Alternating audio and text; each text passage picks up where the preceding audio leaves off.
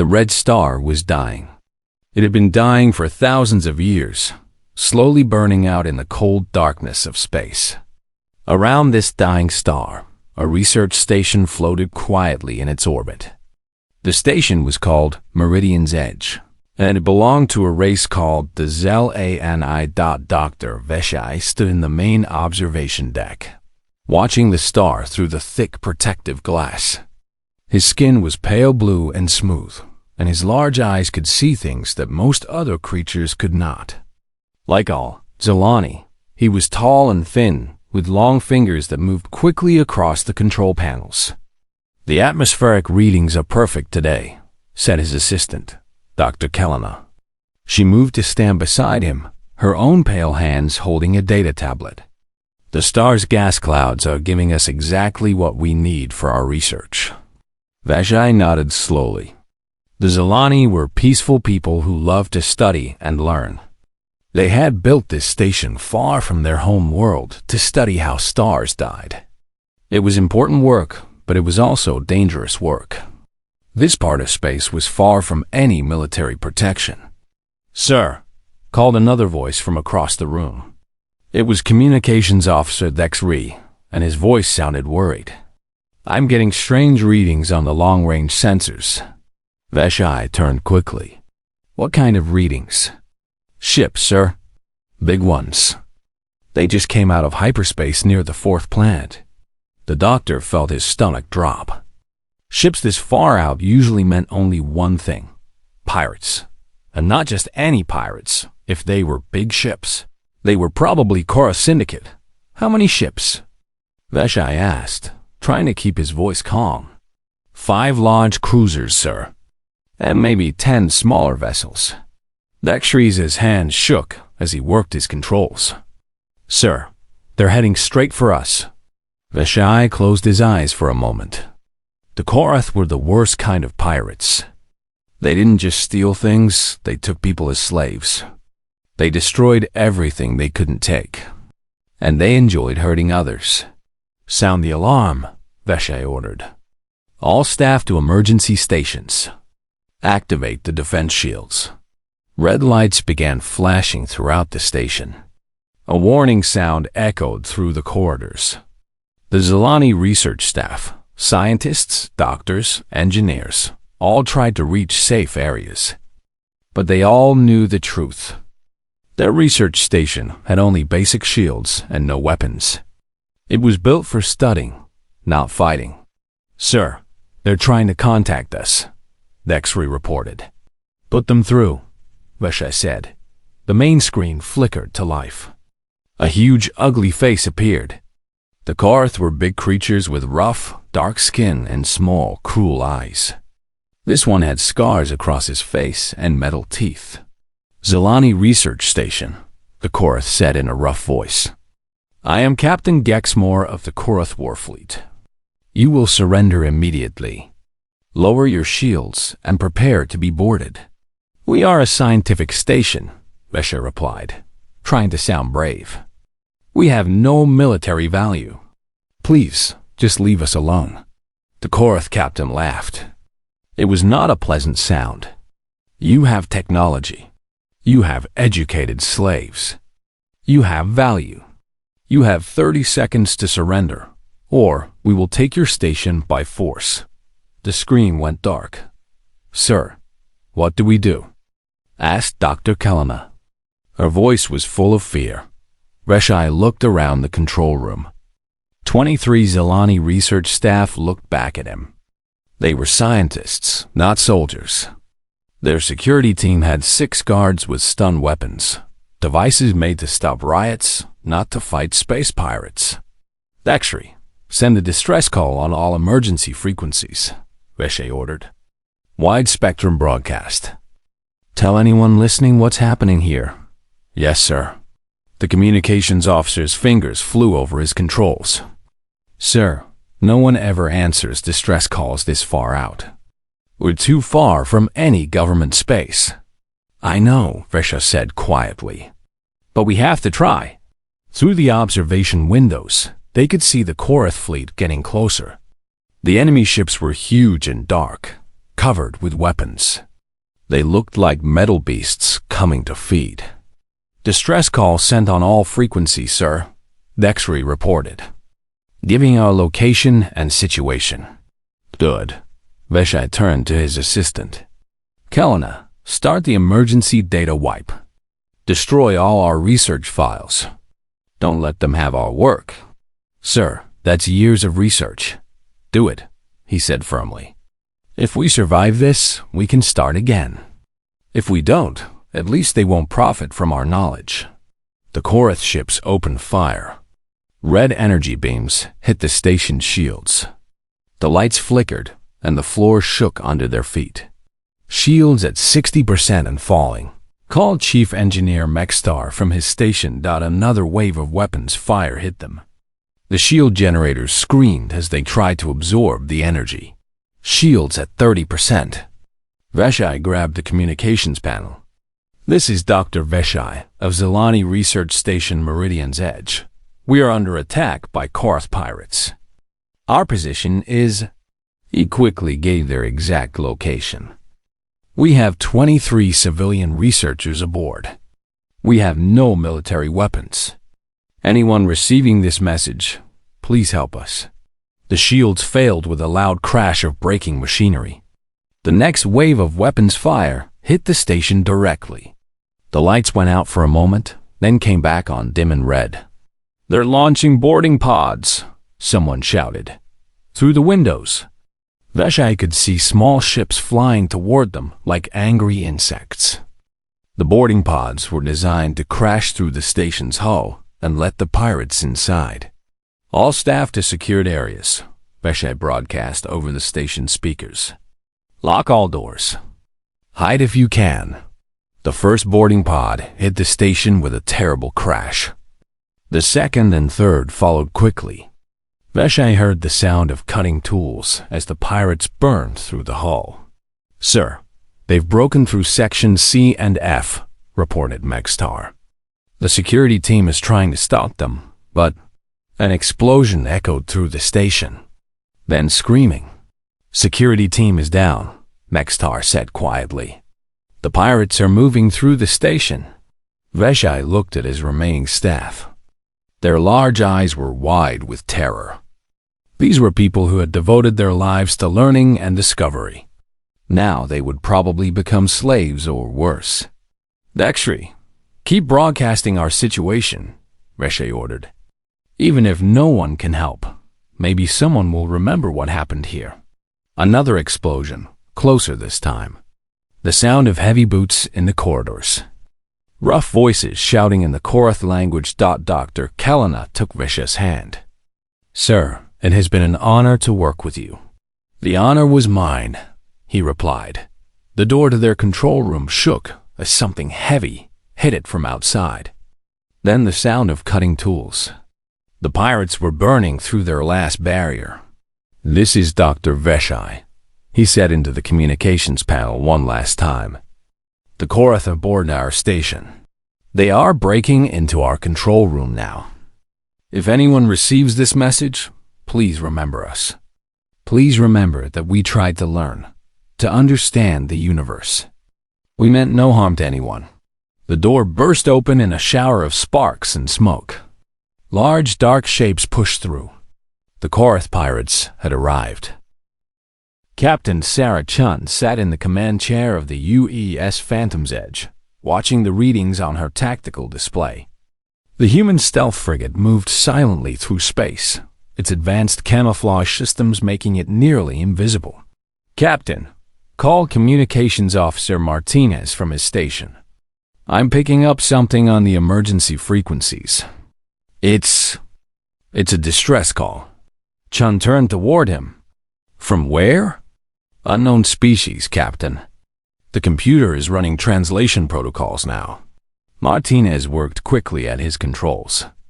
"Signal is coming from the Kepler 438 system, about 3 hours away at maximum speed." "That's outside the patrol zone," said Commander Williams, Chine's second in command. He was a big man with gray hair and old scars on his hands. "We're not supposed to get involved in alien conflicts." "Let me hear it," Chun ordered. The ship's MI had finished translating the message. A calm but frightened voice filled the bridge. This is Dr. Veshai of Zelani Research Station, Meridian's Edge. We are under attack by Korath pirates. Our position is coordinates 127.4 by 65.8. We have 23 civilian researchers aboard. We have no military weapons. Anyone receiving this message, please help us. The message repeated several times, then changed to a more desperate tone. The Korath have boarded our station. They are breaking into our control room now. If anyone receives this message, please remember us. Then silence. Chun stared at the communications display. The bridge was quiet. A crew of 60 included some of the best people in the human space fleet. They had been on a reconnaissance mission, gathering information about this sector of space. It was supposed to be a quiet, boring assignment. "Ma'am," said Lieutenant Commander Torres, the Marine officer. "My people are ready for deployment if needed." Torres was shorter than Williams, but twice as dangerous. His Marines were the ship's rapid response force, 30 soldiers trained for the worst situations. "Sir," Martinez spoke up again. "There's more. The computer has identified the attackers. Korath Syndicate. They're in our database." Chun's eyes narrowed. "Show me." The main screen lit up with information. Pictures of Korath ships, reports of attacks, lists of crimes. The Korath Syndicate was responsible for raids on 17 human colony ships in the past 2 years. They took prisoners as slaves and sold them in the Outer Rim markets. "They've hit our people before," Williams said quietly. 37 human colonists are still missing from their attacks, Torres added. "Intelligence thinks they're being held in slave camps." Chun studied the information. The Korath were dangerous, but they were also predictable. They relied on fear and overwhelming force. They attacked civilian targets because they were easy. But they had probably never fought humans before. "What do we know about the victims?" Chun asked. "Zelani," replied Martinez, reading from his screen. "Peaceful research species. Advanced technology, but no military. They explore and study things. Never been in a war. How many Korath ships?" asked Chun. "Based on the transmission analysis, probably 5 heavy cruisers and multiple support vessels," said the ship's HFY in its calm, electronic voice. Commander Williams shook his head. "That's a full battle fleet, Captain. We're one ship." "Yes," Chun said slowly. "But we're not just any ship." The Phantom's Edge was humanity's newest stealth frigate. It carried experimental technology that most species had never seen. Its weapons were designed to punch through armor that should be impossible to penetrate. Its sensors could see through interference that blinded other ships. And its Marines were trained to fight in conditions that would kill most alien soldiers. "Captain," Torres said, "the Korath have a reputation for executing prisoners when they're threatened. If we attack, they might kill the civilians." "Not if we do it right," Chun replied. "How long since that last transmission?" 3 hours, 14 minutes, Martinez answered. Chun closed her eyes and thought. By now, the Korath would have secured the research station. They would be cataloging their prisoners and preparing them for transport. It was what they always did. But they would also be relaxed, thinking they were safe in the Outer Rim where no military force could reach them. "Mr. Martinez, what's the tactical situation in that system?" "It's built around a dying red star, Captain. Lots of electromagnetic interference. Gas clouds from stellar wind. Sensors would have trouble working there." "Perfect." Chun turned to Torres. "How fast can your people be ready for an assault operation?" "My Marines are always ready, Captain." Torres smiled, but it was not a friendly smile. "What did you have in mind?" "The Korath think they're safe because we're too far away. They don't know we're here. They don't know what human military technology can do." Chun stood up from her command chair. Mr. Williams, plot a course for the Kepler 438 system. Maximum stealth approach. Captain, Williams said carefully, this violates at least 6 different non-interference protocols. Command will not be happy. Command can file a complaint after we save those civilians, Chun replied. And after we show the Kara Syndicate what happens when they attack innocent people. Yes, ma'am. Williams began entering navigation commands. Chun turned to Torres. I want your people ready for a multi-target boarding operation. We're gonna hit them before they know what's happening. Understood, Captain. What about the gas clouds around that star? They'll interfere with normal sensors, not ours. Chun smiled. Our sensors are designed to work in conditions that would blind other ships. The gas clouds will actually help us. We can hide in them while we approach. Ma'am, Martinez called out. I'm detecting more Korath transmissions from that system. They're coordinating the looting operation. Sounds like they're planning to finish up and leave in about 8 hours. Then we have 8 hours to get there and stop them. Chum sat back down in her command chair. Mr. Williams, how long to reach the system? At maximum stealth speed, 6 hours and 47 minutes. Do it. The ship's engines hum to life, pushing them toward the distant star system. Chun watched the stars shift on the main screen as they changed course. Captain, Torres said, the Korath outnumber us 5-1. Maybe more. Numbers don't always matter, Lieutenant Commander. Sometimes it's about who's willing to fight harder. And sometimes it's about who has the better technology. Chun looked at her crew. The Korath attack civilians because they think civilians are easy targets. They're about to learn that some civilians have friends who don't like bullies. Yes. Ma'am, Torres replied. Besides, Chun added quietly, 37 of our people are still missing because of the Korath. Maybe it's time we asked for them back. The Phantom's Edge raced through space toward the dying star, its advanced systems keeping it hidden from any watching sensors. In 6 hours, the Korath Syndicate was going to discover that human military forces had a very different approach to fighting than anything they had encountered before. In the ship's armory, 30 Marine soldiers began checking their weapons and armor. They had trained for operations like this, rescuing civilians from hostile forces in dangerous environments.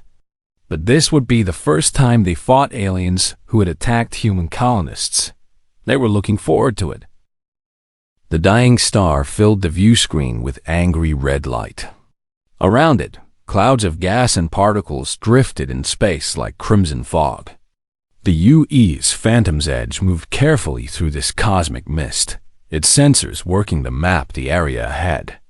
Entering the outer gas cloud now, reported Navigator Johnson. Visibility is dropping fast. This stuff is thick. Captain Chen watched the tactical display as red dots appeared, the Korath fleet. 5 large ships surrounded the research station like predators around wounded prey. Several smaller vessels moved back and forth, probably transferring stolen goods and prisoners. They have no idea we're here, said Commander Williams quietly. Their sensors can't see through this interference. But ours can, Chan replied with satisfaction. The human sensor technology was based on different principles than most alien systems. Where others use simple electromagnetic scanning, human sensors combine multiple detection methods that worked even in environments like this. Captain, called Communications Officer Martinez. I'm picking up Korath transmissions. They're discussing their timeline. Sounds like they plan to finish loading prisoners and cargo in 4 hours, then jump to hyperspace. Chun nodded. Lieutenant Commander Torres, are your Marines ready? Torres stood at the tactical station, studying the enemy positions. We've been ready for an hour, Captain. My people are excited about this mission. He pointed at the display. We've identified the best target points. The command ship here, the 2 vessels holding prisoners here, and the station itself. What about the other Korath ships? Once we take out their command ship and rescue the prisoners, the others will probably run. Pirates don't like fair fights. Torres smiled grimly. And this won't even be a fair fight. It'll be 30 human marines against surprise pirates who can't see us coming. Sir, Johnson called out, we're approaching the densest part of the gas cloud. This would be perfect cover for deploying the assault teams. Chun studied the tactical situation. The gas cloud was so thick here that even their advanced sensors had trouble seeing all the way through it. But that same cloud would hide their approach completely. Mr. Torres, begin deployment. Yes, ma'am. Torres activated his communicator. All Marines, this is Torres. Operation Rescue is a go. Alpha, Beta, and Charlie teams to the drop pod base. We launch in 15 minutes. Throughout the ship, 30 soldiers moved quickly to their positions. Each Marine wore powered armor designed for combat in extreme environments. The armor was black and gray, covered with sensors and weapon systems. It could protect them in vacuum, underwater, or in toxic atmospheres. Most importantly, it had advanced sensor systems that could see through interference that blinded most aliens. Sergeant Elena Vasquez led Alpha Team as they climbed into their drop pod. The pod was a small spacecraft designed to carry 4 Marines directly to a target. It had thick armor, stealth systems, and enough firepower to fight its way through enemy defenses. Remember the mission, Vasquez told her 3 soldiers as they checked their weapons. Rescue the civilians first, eliminate hostile forces second. These pirates have been hitting our colonies for 2 years. Time to send a message. Sergeant, asked Private Chang, the youngest member of the team. What if the aliens we're rescuing are afraid of us? I mean, they might think we're just different pirates. Vasquez considered this. Then we'll have to show them we're different. Protect them, help them, get them to safety. Actions speak louder than words. In the pod next to them, Corporal Davis was briefing Beta Team on their target, the Korath command ship. Intelligence says Korath commanders usually stay on their bridges during operations like this. We take out their leadership, the whole fleet falls apart. What about their armor and weapons? Asked Private Rodriguez. Korath technology is designed for overwhelming firepower and intimidation. They rely on being bigger and stronger than their enemies. Davis checked his plasma rifle. But our armor is designed to fight in conditions that would kill them. And our weapons can punch through anything they have. Meanwhile, Charlie Team was preparing for the most dangerous mission, assaulting the research station itself. The Korath would be using the civilians as shields, making every shot critical. Non-lethal weapons only when civilians are present, instructed team leader Corporal Kim. But if you have a clear shot at pirates, take it. These people have been terrorized enough. On the bridge, Captain Chun watched the final preparations. The gas cloud swirled around them like a red ocean, hiding their ship completely from enemy sensors. Captain, Martinez reported, new Korath transmission. They're arguing about how many civilians to keep as slaves and how many to sell. They think the research scientists will bring high prices. Chun's expression grew cold. Mr. Torres, you may inform your Marines that prisoners are optional for Korath personnel. Understood, Captain. Drop pods are ready for launch, Johnson announced. All teams report ready status. Chun looked at the tactical display one more time. 8 drop pods would launch simultaneously, 2 for each major target. The pods would coast through the gas clouds, invisible to Korath sensors, until they were close enough to strike. This is what we trained for, Torres said over the Marine communications channel. The Korath think they're safe out here. They think no one cares about alien civilians. They think wrong. Launch when ready, Chun ordered. All teams, this is Torres. Go, go, go! 8 drop pods shot out of the Phantom's edge like deadly arrows. They disappeared immediately into the red haze, their stealth systems making them invisible, even to human sensors. Each pod carried 4 Marines toward their targets, moving silently through space. The pods were designed to coast most of the way to their targets, using minimal power to avoid detection. Inside, the Marines made final equipment checks and reviewed their mission plans. 2 minutes to target, Vasquez announced to Alpha Team. Remember, the civilians are probably terrified. Move fast, but don't scare them more than they already are. Sergeant, said Private Torres, no relation to the lieutenant commander. What if the Korath try to negotiate when they see us? Pirates don't negotiate, Vasquez replied. They understand strength. We show them strength. They back down or die. Either way, the civilians get rescued. The drop pods continued their silent approach through the crimson fog. The dying star's radiation and the thick gas clouds meant that the Korath had no idea death was approaching them. On the Korath command ship, Captain Gexmore was reviewing the cargo manifest. 23 Zelani civilians would bring excellent prices in the slave markets. Their technology was worth even more. This was turning out to be a very profitable raid. Captain, called his sensor officer, I'm getting some strange readings from the gas clouds. What kind of readings? Gexmore asked without much interest. He was more concerned with profit margins than sensor ghosts.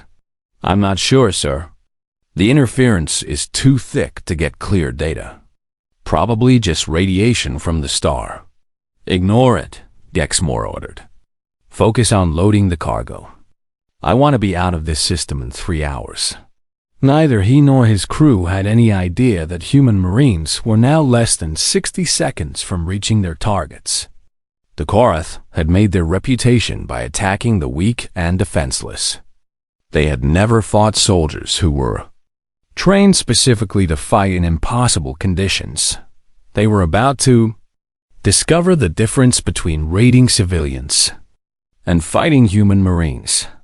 30 seconds to target, Torres announced over the communications channel. All teams, prepare for insertion. Show these pirates what happens when they threaten innocent people. The drop pods raced through the final stretch of gas cloud, their targeting systems locked onto the enemy ships. In 30 seconds, the Korath Syndicate was going to learn that their latest raid had just turned into their worst nightmare. The first drop pod hit the Korath command ship with the sound of metal tearing through metal. The impact sent vibrations throughout the hull, but Captain Gexmore barely looked up from his cargo reports. What was that? He growled at his crew. Unknown, Captain. Checking now, replied the sensor officer, his clawed hands working frantically at his controls. He never got a chance to finish his scan. 4 human Marines in black armor burst through the breach in the hull, their weapons already firing. The bridge crew of the Korath command ship had been in the middle of counting their profits. Now they were fighting for their lives.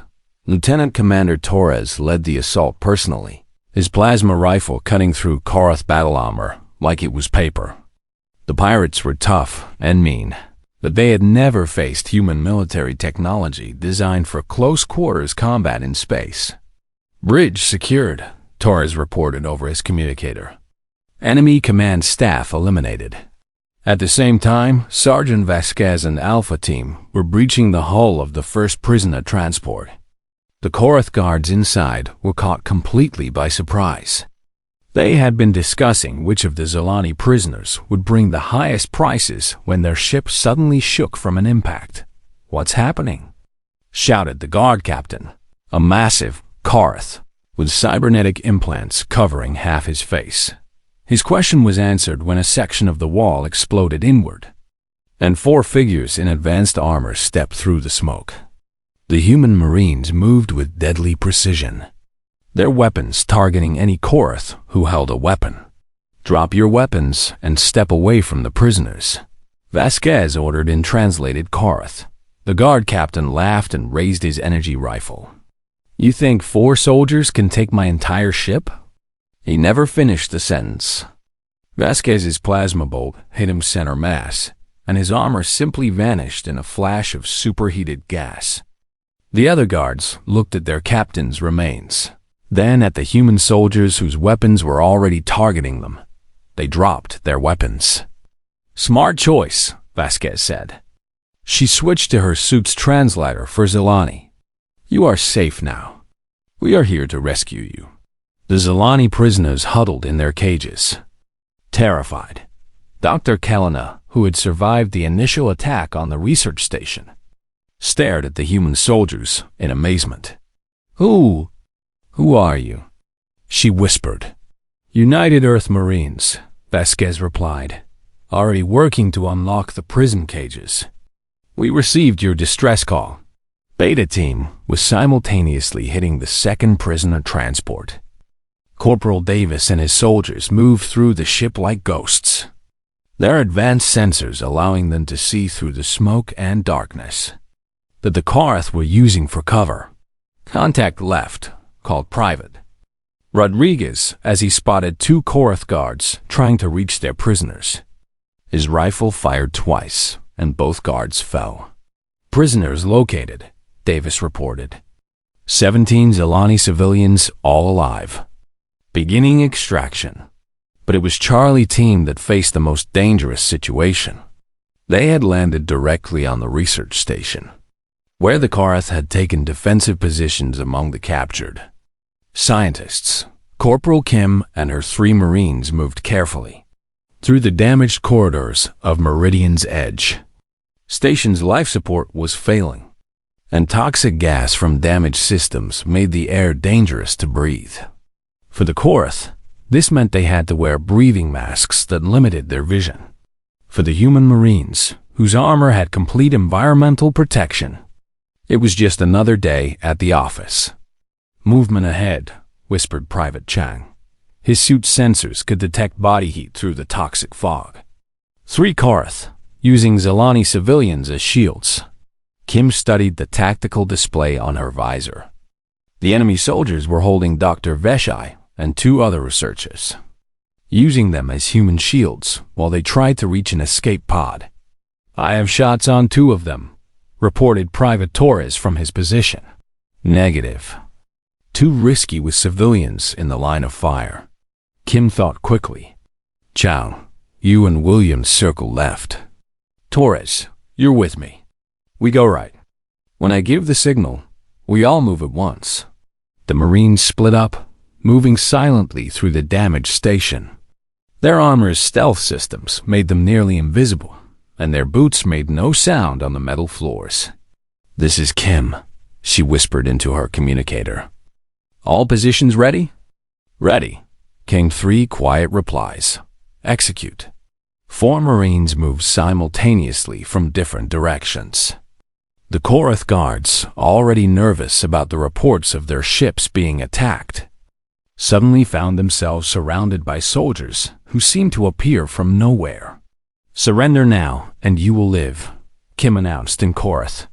The lead pirate, a scarred veteran with metal implants in his skull, snarled and pressed his weapon against Dr. Vesha's head. "Back off or the alien dies." Kim's response was immediate and precise. Her rifle fired a single shot that hit the pirate's weapon, destroying it without harming the civilian. In the same instant, her 3 team members eliminated the other 2 guards with perfect accuracy. Dr. Vesha collapsed to his knees, shaking. Are you real? Are you actually here?" "We're real," Kim said gently, helping the elderly scientist to his feet. "United Earth Marines, we got your message." While the Marines were securing the prisoners and eliminating guards, Captain Chun was preparing for the next phase of the operation. The Phantom's Edge moved through the gas clouds toward the main Korath fleet. "All Marine teams, report successful insertion," announced Lieutenant Commander Torres from his position on the captured command ship. "We have control of the enemy flagship and both prisoner transports. Charlie Team has secured the research station." "Excellent," Chun replied. What about the remaining Korath vessels? They're starting to realize something's wrong. 2 of the escort ships are trying to reach the command vessel to investigate. Time to make our presence known. Chun turned to her weapons officer. Mr. Patterson, target the nearest Korath escort. Let's introduce ourselves properly. The Phantom's edge emerged from the red gas clouds like a predator revealing itself. Its advanced targeting systems locked onto the first Korath escort ship, and its main weapons fired. The enemy vessel simply disappeared. One moment it was there. The next it was an expanding cloud of debris and energy. The human weapons technology was so far advanced that the Korath armor might as well have been made of paper. Holy, whispered someone on the bridge, on the remaining Korath ships. Alarms began wailing. The pirates had gone from confident raiders to confused victims in less than 20 minutes. Unknown vessel, called the captain of the second escort ship over the communications channel. Identify yourself. What do you want? This is Captain Sarah Chun of the United Earthship Phantom's Edge, Chun replied calmly. You are attacking civilians under the protection of Earth. Surrender immediately or be destroyed. Earth? The Korath captain sounded confused. We don't know any Earth. We claim salvage rights on this station. You claim nothing, Chun said coldly. You attacked a peaceful research station and kidnapped civilians. You have violated interstellar law and attacked vessels under Earth's protection. There was a long pause. Then, we don't want trouble with Earth. We'll leave the system. Too late for that, Chun replied. You will surrender your vessels and release all prisoners immediately. You have 60 seconds to comply. We still outnumber you. The Korath captain shouted, trying to sound brave. Chun looked at her tactical display. 3 Korath ships remained operational, but her marines had already captured the command vessel and both prisoner transports. The enemy was surrounded and confused. Mr. Patterson, she said quietly, destroy escort ship number 2. Another blast of human weapons fire, and another Korath vessel became space debris. 40 seconds, Chun announced calmly. The remaining Korath ships began emergency maneuvers, trying to escape. But they were moving through the same gas clouds that had hidden the human approach. Their sensors couldn't penetrate the interference, and they were essentially flying blind. Captain, reported Martinez. The last 2 escort ships are trying to jump to hyperspace.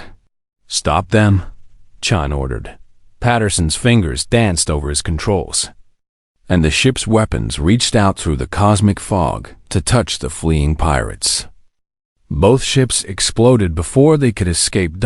In the sudden silence that followed, Chen activated the general communications channel. This is Captain Chun to all surviving Korath personnel. Your fleet has been eliminated. Your command ship is under our control. You have no escape. Surrender now or join your friends in space. One by one, the remaining Korath on various ships and the research station began laying down their weapons. The battle was over. It had lasted less than 30 minutes.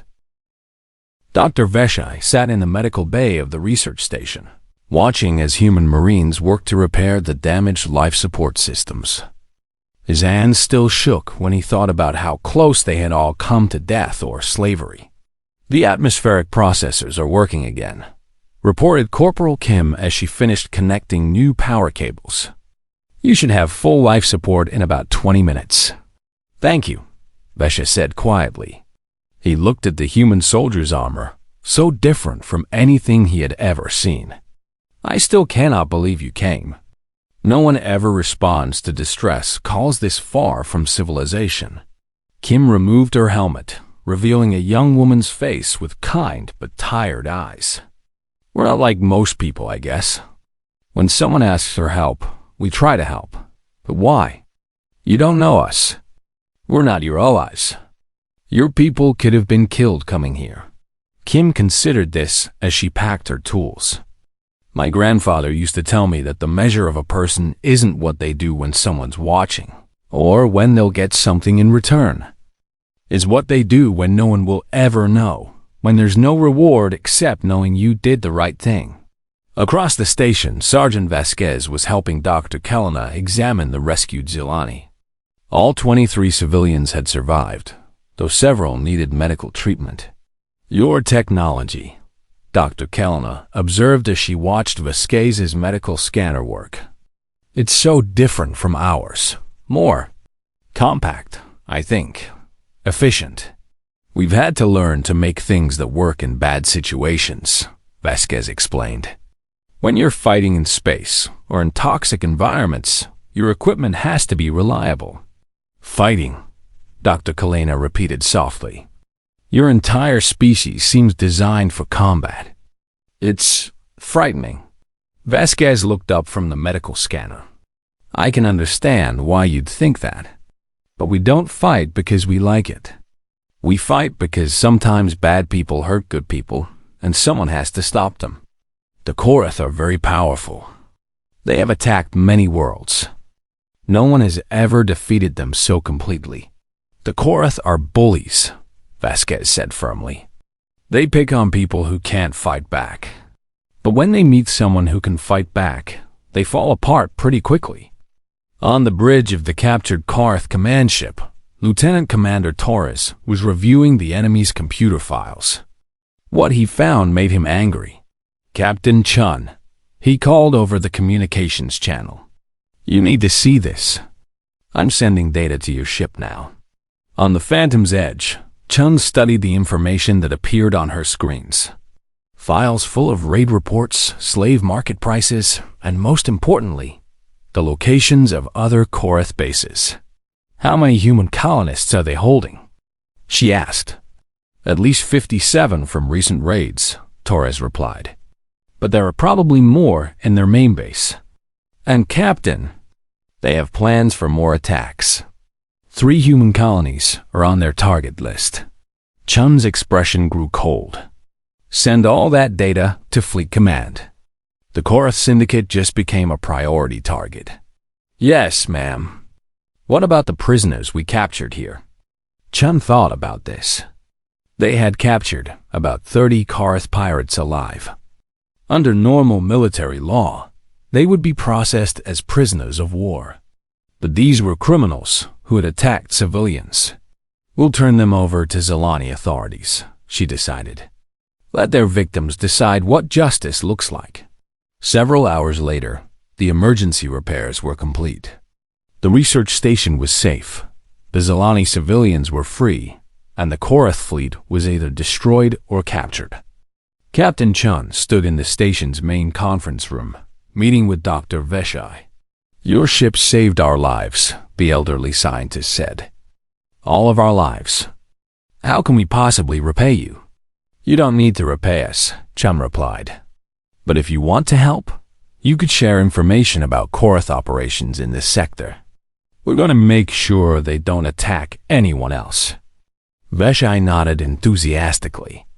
"Of course. We have detailed scans of their ships, their technology, their communication methods. Everything is yours." "Thank you.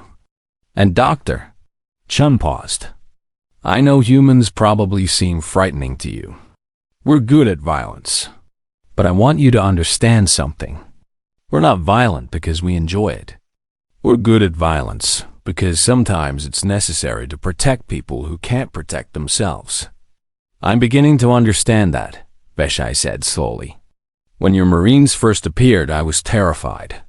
They looked like warriors from ancient stories. But then I watched how carefully they worked to avoid hurting any of us. How they risked their own lives to save ours. I realized that their strength was being used to protect us, not threaten us." "That's exactly right," Chun said. "Captain," Dr. Veshai continued, "I will be writing a detailed report about this incident for the Galactic Research Council.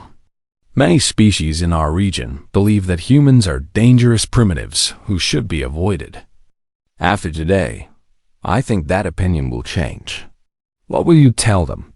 Chun asked. Veshai thought for a long moment. I will tell them that humans are indeed dangerous. Very dangerous. But they are dangerous to those who prey on the innocent. They are dangerous to those who attack the weak. For peaceful people who just want to live their lives and pursue knowledge. Humans are the best friends we could possibly have. Chun smiled. I hope other people see it that way. They will, Veshai said confidently. Word spreads quickly among research communities. Soon everyone will know that when the Zelani called for rescue, human marines emerged from the haze like avenging angels. 2 days later, the Phantom's Edge was ready to leave the system. The research station was fully repaired and operational. The Zelani had shared all their intelligence about Korath operations. The captured pirates had been transferred to Zelani authorities. Captain, called Communications Officer Martinez, we're receiving a message from Fleet Command. They want us to investigate 3 more Korath bases in this sector. Plot a course for the nearest base, Chan ordered. Let's go collect our missing colonists. Ma'am, Torres added, the Marines are requesting permission to recruit additional personnel for anti-piracy operations. Word about our success here has spread through the military networks. Everyone wants to volunteer for missions like this. Chun nodded. Approved. We're going to be busy for a while. As the Phantom's Edge prepared to leave, Dr. Veshai broadcast one final message.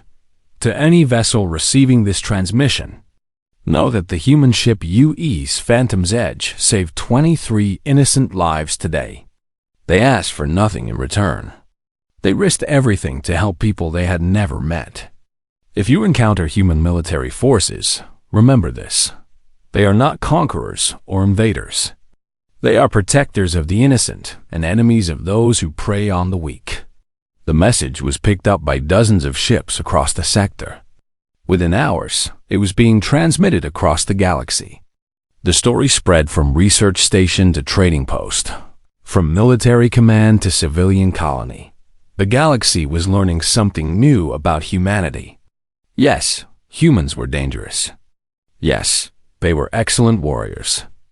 But they used their strength to protect others, not to conquer them. They emerged from the cosmic haze not as raiders, but as rescues. The Korath Syndicate, meanwhile, was issuing new orders to all their ships. Avoid human space. Avoid human colonies. And if you see a human military vessel, run. The message was simple.